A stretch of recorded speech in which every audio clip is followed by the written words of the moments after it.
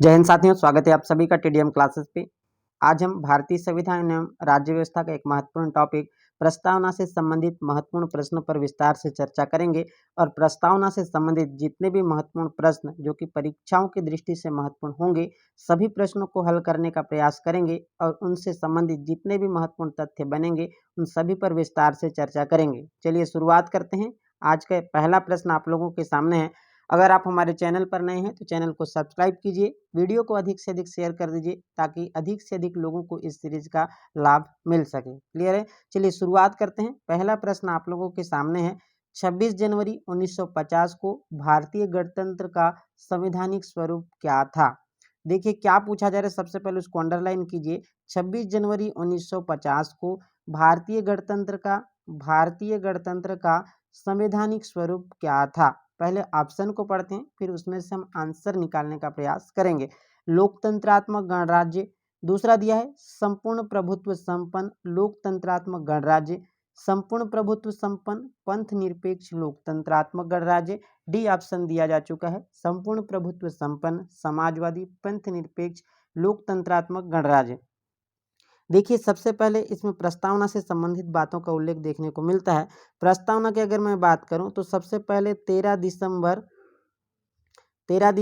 1946, कब 13 दिसंबर 1946 को कौन, जवाहरलाल नेहरू ने क्या किए, जो उद्देश्य का प्रस्ताव है उसको कहाँ रखे, संविधान सभा में रखे। फिर क्या आता है, एक डेट आता है 22 जनवरी 1947 को संविधान सभा के द्वारा जो जवाहरलाल नेहरू ने उद्देश्य का प्रस्ताव रखा गया उसको क्या किया गया, स्वीकारा गया। उसको क्या किया गया, स्वीकार किया गया। तो मैंने क्या कहा, 13 दिसंबर 1946 को जवाहरलाल नेहरू ने संविधान सभा में एक उद्देश्य का प्रस्ताव रखते हैं और उस उद्देश्य का प्रस्ताव को 22 जनवरी 1947 को संविधान सभा के द्वारा स्वीकार किया जाता है। और वही जो उद्देश्य का प्रस्ताव है उसको बाद में किस में चेंज किया जाता है, प्रस्तावना के रूप में या फिर उद्देशिका के रूप में स्वीकार किया जाता है। यानी कि कहने का मतलब ये है कि जो जवाहरलाल नेहरू के द्वारा जो उद्देश्य का प्रस्ताव रखा जाता है वही बाद में संविधान का क्या बनता है, प्रस्तावना बनता है। इतनी चीजें आप लोगों को पता होनी चाहिए। तो देखिए जब संविधान में जब प्रस्तावना को जोड़ा गया, मतलब प्रस्तावना जब मूल संविधान में जो प्रस्तावना थी उसमें से क्या चीजें थी, उसका स्वरूप क्या था, उसको पूछा जा रहा है। यदि आप लोगों को संविधान की प्रस्तावना बहुत अच्छी तरह से विस्तार से याद है तो आप लोगों का ये प्रश्न बहुत ही आसानी से सॉल्व हो जाएगा। देखिए लोकतंत्रात्मक गणराज्य, ये क्या है, गलत है। क्लियर है?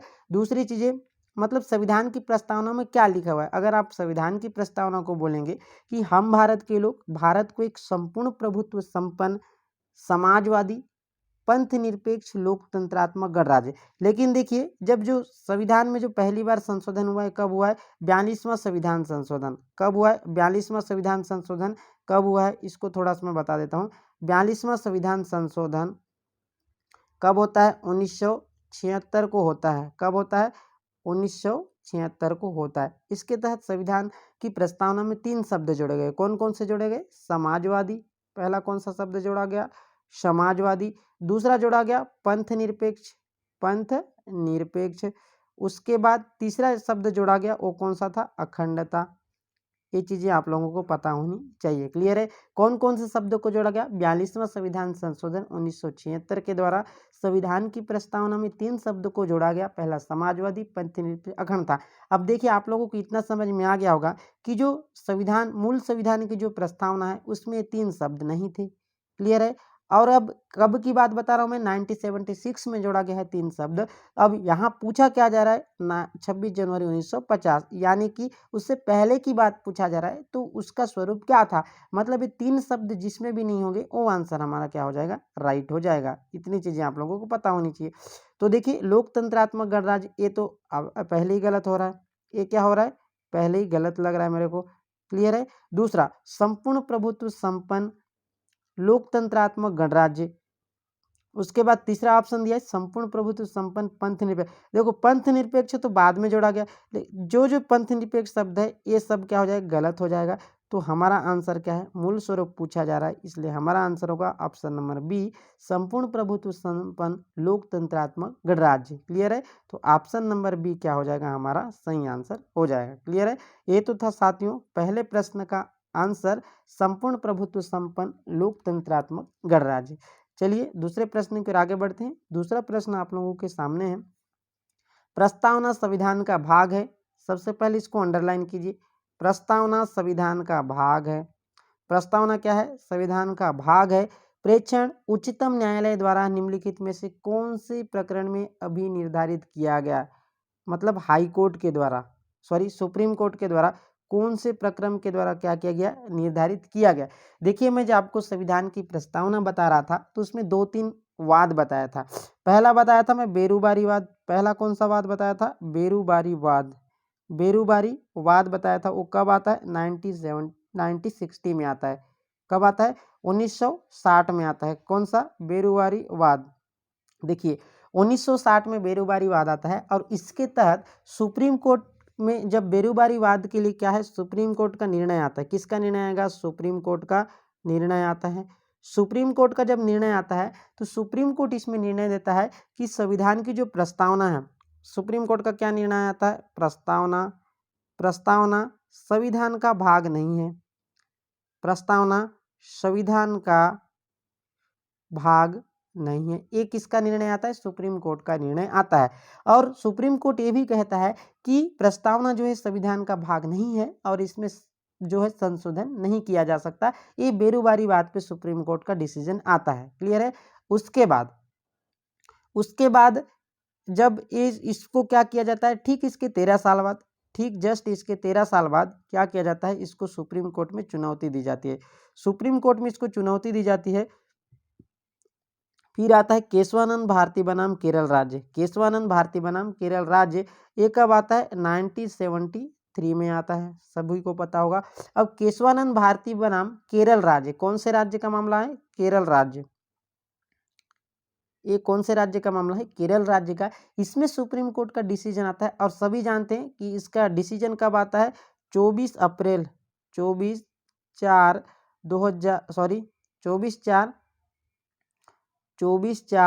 1973, मतलब कि 24 अप्रैल 1973 को सुप्रीम कोर्ट का डिसीजन आता है, जिसमें सुप्रीम कोर्ट ने क्या कहता है, सुप्रीम कोर्ट फिर से अपने दिए गए फैसले में संशोधन करते हुए यह निर्णय देता है कि संविधान का जो प्रस्तावना है, प्रस्तावना क्या है, प्रस्तावना क्या है, संविधान का भाग है। प्रस्तावना क्या है, संविधान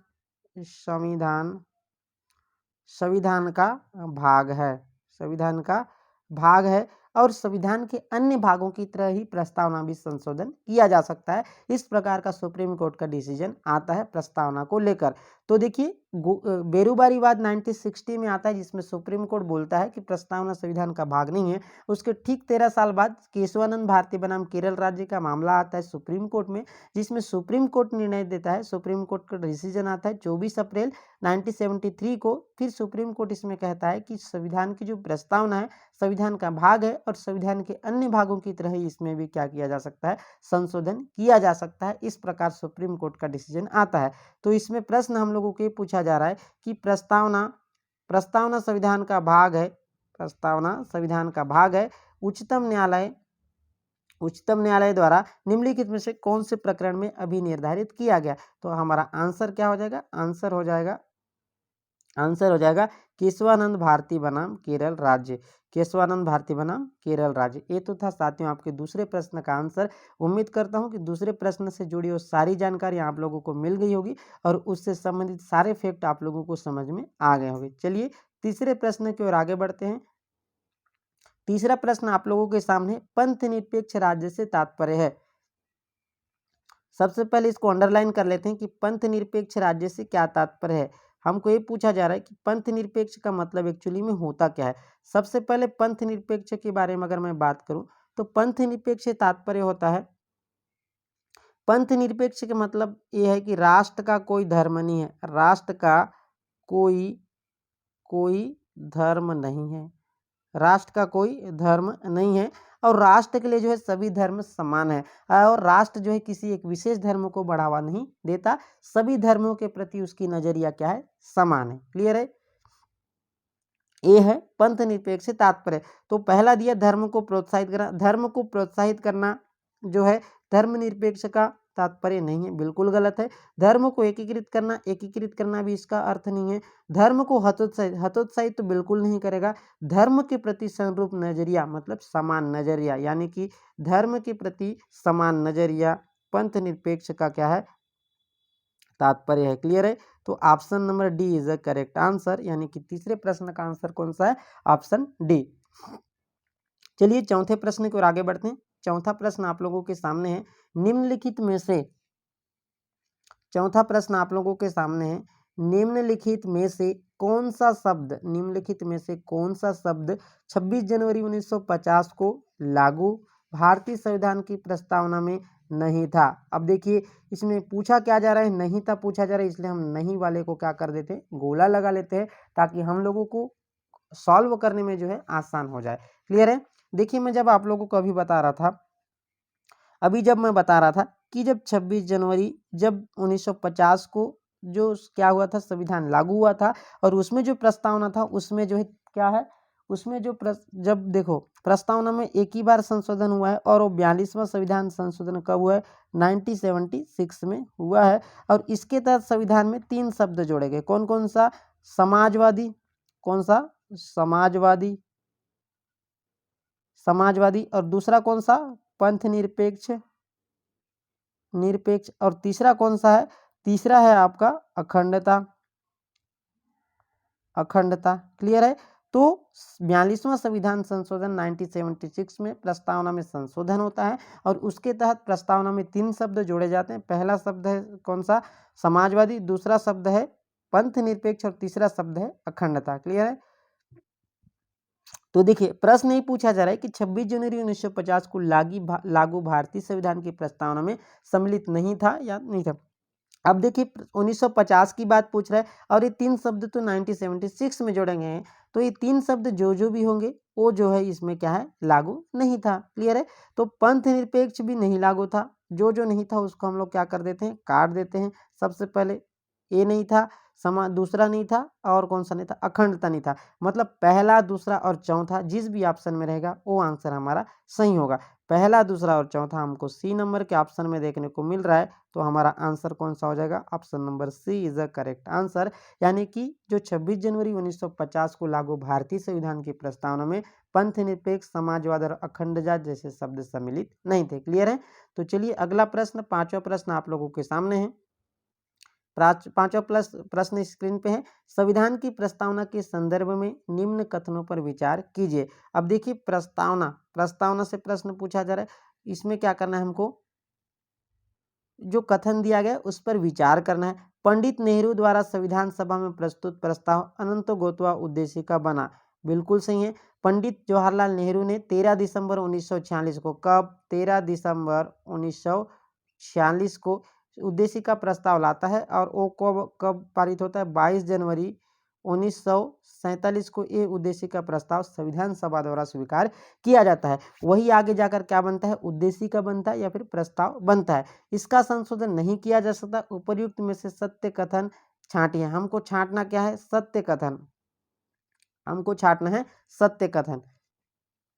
बोला जा रहा है कि वही क्या है, इसका संशोधन नहीं किया जा सकता। अब देखिए इसका संशोधन नहीं किया जा सकता, ये बिल्कुल गलत कथन है। हमको सत्य कथन पूछा जा रहा है, क्यों, क्योंकि जब 1973 में केशवानंद भारती बनाम केरल राज्य में सुप्रीम कोर्ट का डिसीजन आता है, तो उसमें सुप्रीम कोर्ट का निर्णय में यही आता है कि संविधान की प्रस्तावना भी संविधान का अंग है, और उसमें भी अन्य भागों की तरह संशोधन किया जा सकता है। तो पहला आंसर हमारा क्या हो जाएगा, सही होगा। तो केवल ए, यानी कि केवल ए हमारा सही होगा। Option number A is the correct answer. Clear है।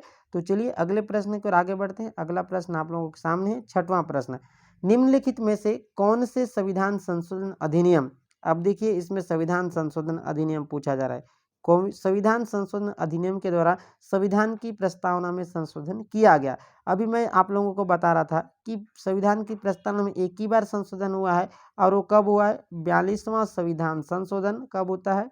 1976 में होता है। क्लियर है? और उसके तहत 3 शब्द जोड़े गए, ये चीजें भी मैंने आप लोगों को बता दी है। क्लियर है? तो इसमें सिर्फ ये पूछा है कि संविधान की प्रस्तावना में संशोधन किया गया, तो इसमें आपका आंसर हो जाएगा option number B is the correct answer. Option B क्या हो जाएगा?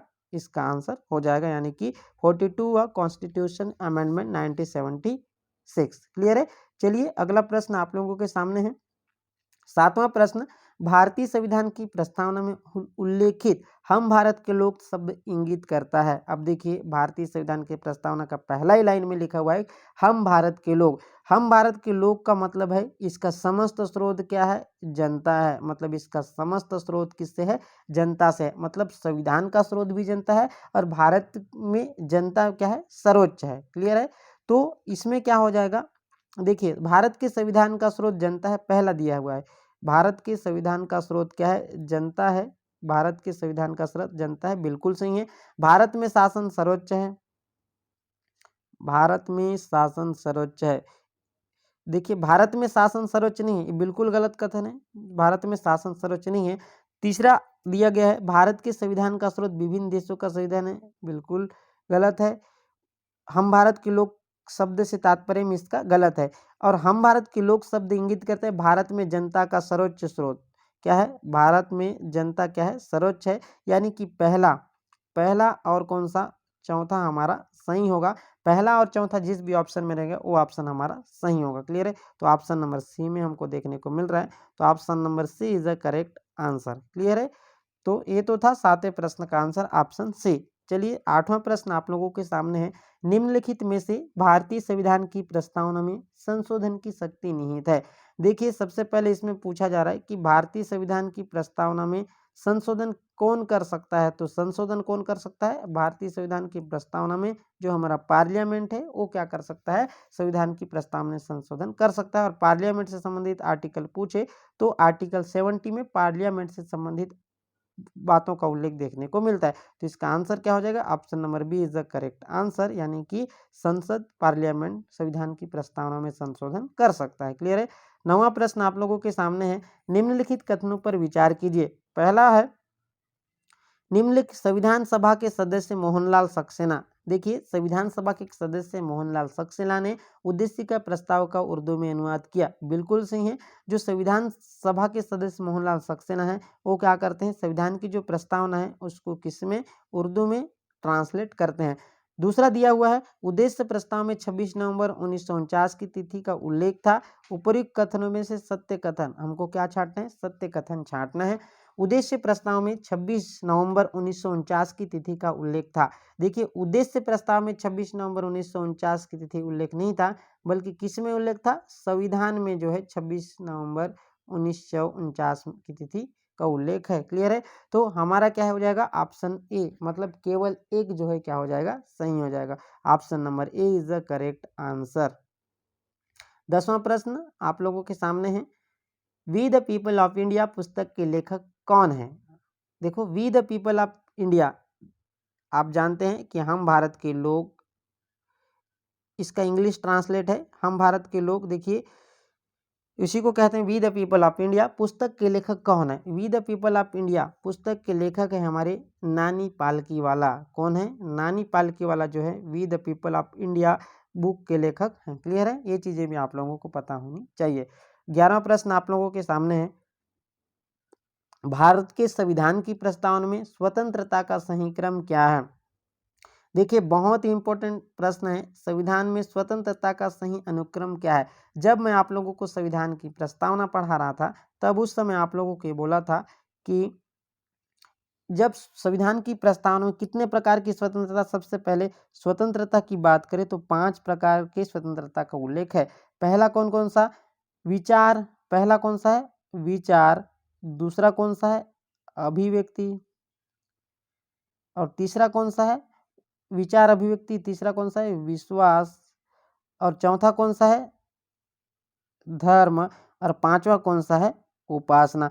और मैं जब आप लोगों को संविधान की प्रस्तावना पढ़ा रहा था तो उस समय बोला था कि ये सभी चीज़ों को आप लोगों को किस चीज़ में, सीक्वेंस में याद रखना चाहिए। क्लियर है? सीक्वेंस में कभी कभार इसको जमाने के लिए बोल देता है। अब देखिए प्रश्न आप लोगों के सामने है, प्रश्न आप लोगों के सामने क्या है, भारत के संविधान की प्रस्तावना में स्वतंत्रता का सही अनुक्रम क्या है। देखिए अब देखिए पहला क्या है, विचार, अभिव्यक्ति, विश्वास। उपासना को पहले लिख दिया है। देखिए यहाँ पर क्या लिखा है, उपासना बाद में आना चाहिए था, उपासना को पहले लिखा हुआ है, इसलिए ये हमारा क्या हो जाएगा, गलत हो जाएगा। दूसरा ऑप्शन में विचार विश्वास को पहले लिख दिया है, इसलिए भी क्या हो जाएगा, गलत हो जाएगा।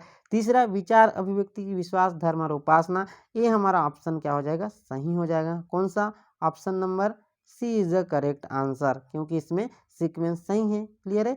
तो option number C is the correct answer. संविधान की प्रस्तावना में जो स्वतंत्रता दिया गया है उसका सही क्रम यह है कि विचार, अभिव्यक्ति, विश्वास, धर्म और उपासना की स्वतंत्रता। क्लियर है? ये तो था 11वें प्रश्न का आंसर ऑप्शन नंबर सी। चलिए 12वां प्रश्न आप लोगों के सामने है, निम्नलिखित कथनों पर विचार कीजिए। निम्नलिखित कथनों पर विचार कीजिए। पहला, विश्वास एवं उपासना की स्वतंत्रता का उल्लेख प्रस्तावना और मौलिक अधिकार दोनों में किया गया है। देखिए क्या क्या पूछ रहा है, विश्वास और उपासना की स्वतंत्रता का उल्लेख प्रस्तावना एवं मौलिक अधिकार दोनों में किया गया है। बिल्कुल गलत है, प्रस्तावना में किया गया है लेकिन मौलिक अधिकार में नहीं किया गया है। दूसरा, धर्म की स्वतंत्रता का उल्लेख मौलिक अधिकारों के अंतर्गत अनुच्छेद पूछा जा रहा है, अनुच्छेद 23 से 28 तक किया गया है। देखिए अनुच्छेद 23 से 28 तक नहीं किया गया है, धर्म की स्वतंत्रता का उल्लेख 23 से 28 तक नहीं किया गया है, बल्कि जो 25 से 28, अनुच्छेद 25 से लेकर 28 तक भारतीय संविधान के मौलिक अधिकारों में धर्म की स्वतंत्रता का उल्लेख देखने को मिलता है, न कि अनुच्छेद 23 से 28 तक। यानी कि ए ऑप्शन भी हमारा क्या है, गलत है। तो दोनों ही ऑप्शन हमारा क्या है, गलत है। और सत्य कथन की पूछ रहा है तो दोनों ही हमारा क्या है, 1 व 2 दोनों गलत है। तो ऑप्शन नंबर डी इसका क्या हो जाएगा, सही आंसर हो जाएगा। क्लियर है? तो ये तो था 12वें प्रश्न का आंसर, यानी कि option number D is the correct answer. 13वां प्रश्न आप लोगों के सामने है, निम्नलिखित में से कौन सा शब्द प्रस्तावना की शब्दावली में शामिल नहीं है। देखिए संविधान की प्रस्तावना में कौन सा शब्द शामिल नहीं है। अगर आपको संविधान की प्रस्तावना बहुत अच्छी तरह से याद है, कंठस्थ याद है, तो आप लोगों से इस प्रकार के प्रश्न जो है देखते ही बन जाएंगे। देखिए संविधान की प्रस्तावना की शब्दावली में शामिल नहीं है पूछा जा रहा है, मतलब कौन कौन से शब्द नहीं है। देखिए उपासना की स्वतंत्रता बिल्कुल सही है, व्यक्ति की गरिमा, उपासना की स्वतंत्रता भी है, व्यक्ति की गरिमा भी है, अवसर की समानता भी है, लेकिन संघात्मक शासन जैसे शब्द का उल्लेख संविधान की प्रस्तावना में देखने को नहीं मिलता। यानी कि जो नहीं है पूछ रहा है तो निगेटिव का भाई निगेटिव होगा। तो option number D is the correct answer, यानी कि संघात्मक शासन जैसे शब्दावली संविधान की प्रस्तावना में देखने को नहीं मिलता। क्लियर है? तो 13वें प्रश्न का आंसर होगा ऑप्शन नंबर डी। 14 प्रश्न आप लोगों के सामने है, निम्नलिखित में से भारतीय संविधान की प्रस्तावना में प्रगणित न्याय में सम्मिलित नहीं है। अब देखिए भारतीय संविधान की प्रस्तावना में न्याय से संबंधित प्रश्न पूछा जा रहा है, तो अगर न्याय से संबंधित प्रश्न पूछा जा रहा है तो इसको भी पहले हम लोग समझते हैं कि न्याय पूछे तो 3 प्रकार की न्याय का उल्लेख प्रस्तावना में देखने को मिलता है। पहला कौन सा, सामाजिक, दूसरा कौन सा, आर्थिक, और तीसरा कौन सा, राजनीतिक। क्लियर है? तो 3 प्रकार के न्याय का उल्लेख भारतीय संविधान की प्रस्तावना में देखने को मिलता है। और अगर आप लोगों से स्वतंत्रता पूछे तो 5 प्रकार की स्वतंत्रता देखने को मिलता है। क्लियर है? तो यहाँ पर हम लोगों को पूछा रहा है कि न्याय में सम्मिलित नहीं है, तो देखिए कौन कौन सा सम्मिलित है, सबसे पहले उसको निकालते हैं तो आप लोगों का आंसर जो है अपने आप निकल जाएगा। सामाजिक न्याय बिल्कुल सही है, आर्थिक न्याय बिल्कुल सही है, राजनीतिक न्याय बिल्कुल सही है, लेकिन धार्मिक न्याय जैसे शब्द का उल्लेख संविधान की प्रस्तावना में बिल्कुल देखने को नहीं मिलता। तो नहीं है पूछा जा रहा है तो निगेटिव का भाई क्या हो जाएगा, निगेटिव हो जाएगा। और option number D is the correct answer. धार्मिक न्याय जैसे शब्द जो है संविधान की प्रस्तावना में सम्मिलित नहीं है। ये तो था 14वें नंबर के प्रश्न का आंसर ऑप्शन डी, यानी कि धार्मिक न्याय जैसे शब्द का उल्लेख संविधान की प्रस्तावना में देखने को नहीं मिलता। क्लियर है? चलिए 15वां प्रश्न आप लोगों के सामने है, भारत के संविधान के आमुख का मतलब होता है प्रस्तावना, का लक्ष्य उसके सभी नागरिकों के लिए सुनिश्चित करता है। आमुख का मतलब यहाँ पर किससे? प्रस्तावना से। आमुख का मतलब किससे है? प्रस्तावना से है। क्लियर है? आमुख का मतलब यहाँ पर प्रस्तावना से है। सामाजिक तथा आर्थिक न्याय बिल्कुल सही है। सामाजिक और आर्थिक न्याय के बारे में उल्लेख देखने को मिलता है। विचार एवं अभिव्यक्ति की स्वतंत्रता से संबंधित प्रावधान भी प्रस्तावना में है। अवसर की समता भी है और व्यक्ति की प्रतिष्ठा भी है। यानी कि चारों के चारों जो है संविधान की प्रस्तावना में नागरिकों के लिए सुनिश्चित किया गया है। क्लियर है? कौन कौन से? सभी। तो सभी चारों जो है हमारा क्या हो जाएगा? सही हो जाएगा। 16वां प्रश्न आप लोगों के सामने है। भारतीय संविधान में आर्थिक न्याय को संविधान का लक्ष्य घोषित किया गया है। मतलब आर्थिक न्याय से संबंधित प्रावधान पूछा जा रहा है। किससे? आर्थिक न्याय से संबंधित प्रावधान। तो आर्थिक न्याय जो है पहली बात तो किसमें प्रस्तावना से संबंधित में भी है। प्रस्तावना और डीपीएसपी में भी देखने को मिलता है। डीपीएसपी मतलब directive principle of state policy, जिसे राज्य के नीति निर्देशक सिद्धांत भी कहते हैं, और इसका उल्लेख 36 से 51 में देखने को मिलता है। भारतीय संविधान में आर्टिकल 36 से 51 तक में जो है क्या देखने को मिलता है? नीति निर्देशक तत्वों से संबंधित प्रावधान देखने को मिलता है। तो ऑप्शन नंबर बी हमारा क्या हो जाएगा? सही हो जाएगा, प्रस्तावना और नीति निर्देशक तत्व। क्लियर है? ये तो था 16वें प्रश्न का आंसर, प्रस्तावना और नीति निर्देशक तत्व। अगला प्रश्न आप लोगों के सामने है। प्रस्तावना संविधान का परिचय पत्र है, किसने कहा? देखिए, प्रस्तावना संविधान का परिचय पत्र है, ये जो है किसने कहा? नानी पालकीवाला ने संविधान की प्रस्तावना संविधान का परिचय पत्र है। किसने कहा था? नानी पालकीवाला। क्लियर है? ये तो था option number B correct answer. 18वां प्रश्न आप लोगों के सामने है। भारत में सामाजिक व आर्थिक लोकतंत्र का जनक किसे कहा जाता है? बहुत ही अच्छा प्रश्न है और बहुत इंपॉर्टेंट प्रश्न है। परीक्षा में बार बार इस प्रकार से प्रश्न जो है देखने को मिलता है। सामाजिक व आर्थिक लोकतंत्र का जनक किसे कहा जाता है? सामाजिक व आर्थिक लोकतंत्र का जनक बी.आर. अम्बेडकर। बी.आर. अम्बेडकर को सामाजिक व आर्थिक राजनीति का जनक का आर्थिक लोकतंत्र का जनक कहा जाता है। तो बी.आर. अम्बेडकर क्या है? इसका सही आंसर है। ये तो था ऑप्शन नंबर बी, यानी कि बी.आर. अम्बेडकर, जिसे सामाजिक व आर्थिक लोकतंत्र का जनक कहा जाता है। तो साथियों, आज की वीडियो में हमने 18वें प्रश्न मतलब 18 प्रश्नों पर विस्तार से चर्चा किया, जो कि संविधान की प्रस्तावना से संबंधित वो महत्वपूर्ण प्रश्न है जो कि परीक्षाओं में बार बार पूछे जाते हैं और आगामी परीक्षाओं में भी पूछे जाने की प्रबल संभावना है। क्लियर है? तो अगर वीडियो अच्छा लगे तो वीडियो को अधिक से अधिक शेयर कर दीजिए। चैनल पर अगर नए हैं तो चैनल को सब्सक्राइब कीजिए, बेल आइकन को दबाना न भूलें, जिससे कि आने वाले नए नए वीडियो की नोटिफिकेशन आप तक पहुंचते रहें। मिलते हैं एक नए टॉपिक के साथ। आज के लिए इतना ही। Thank you.